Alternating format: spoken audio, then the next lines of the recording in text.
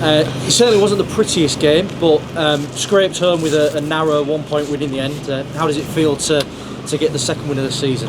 Yeah, excited to get a win, happy for the players. Probably the best thing is that they're not real happy with how we went. We can go a lot better. But all in all, tough place to come and play. Not the best conditions. It was pretty dewy and slippery, and yeah, to not play anywhere near your potential and get a win, it's a good sign.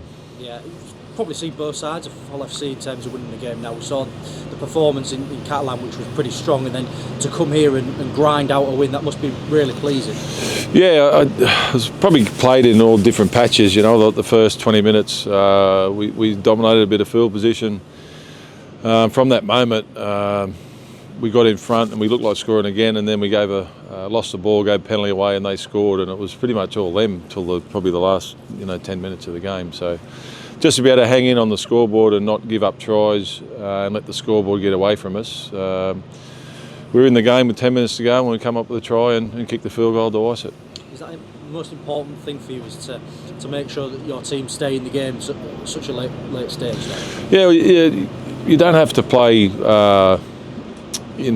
to the best of your ability to win the games. You just got to, if you hang in on the scoreboard and you've got competitors in your team, you're always going to be a chance. So the Wigan game, they got away from us on the scoreboard, and half time it was nearly going to be impossible. But we didn't play probably didn't play any better today, but we hung in on the scoreboard. Different opposition, but still you can only go out and beat in front of you, and that was. I was just really happy for the lads. They're working really hard.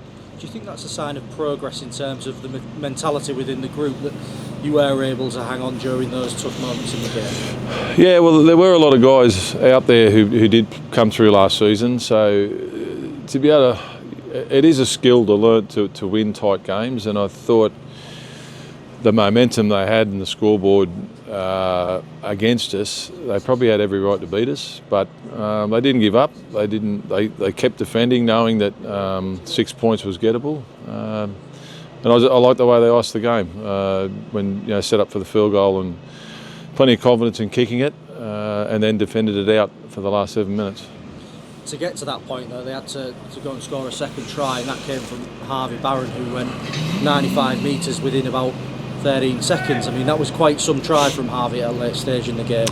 Yeah, it was a big play. It was one of those ones, if he missed it, it probably lands in the opposition winger's hands and he scores. So, backed himself, saw the ball in the air and went for it, caught it, and had the speed to finish it off. It was a good moment for everyone, especially for all our fans up in the stand. Hull FC fans haven't seen a drop goal for quite some time. You've got to go all the way back to May 2022, the last time Hull FC kicked a drop goal. Aidan Caesar with the magic 1-pointer today. Just how good do you think he went tonight? Yeah, he just got us around the park. He kicked really, really well. We were kicking off bad sort of field position, which is really tough to do. But he got a 40-20. He managed to find grass when he probably had no right to, and then to kick the field goal at a crucial part of the game was, it's a good. He did what good halfbacks do. And what did you make to the away following from the Hull fans today? That's probably the loudest you'll have sampled them really in your time here on the road.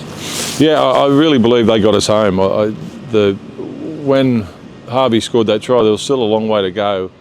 And from that moment, the noise was up the other grandstand. The noise was deafening. Every tackle we made, every carry we had, the crowd just roared. And I could see the lift in our players. We're very fortunate to have fans like that.